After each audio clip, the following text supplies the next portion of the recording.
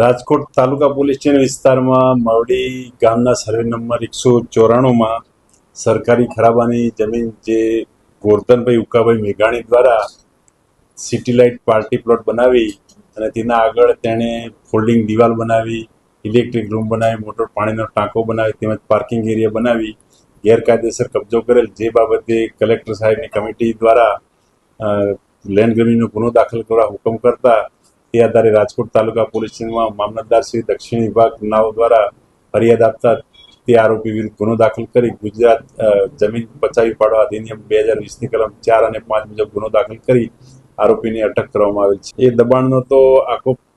દબાણ આગળના ભાગે અને દબાણ કરેલું, જે એના પોતાની માલિકીની જમીનના આગળના ભાગે દબાણ કરેલું, જેમાં પોતાના અંગત ઉપયોગ માટે વપરાશ કરતો હતો, જે આધારે ગુનો દાખલ થયેલ। देश और प्रदेश की खबरों के लिए अभी सब्सक्राइब कीजिए इंडिया टीवी लाइव, साथ ही बेल आइकन को दबाना बिल्कुल ना भूलें, जिससे सबसे पहले खबर आप तक पहुंच सके।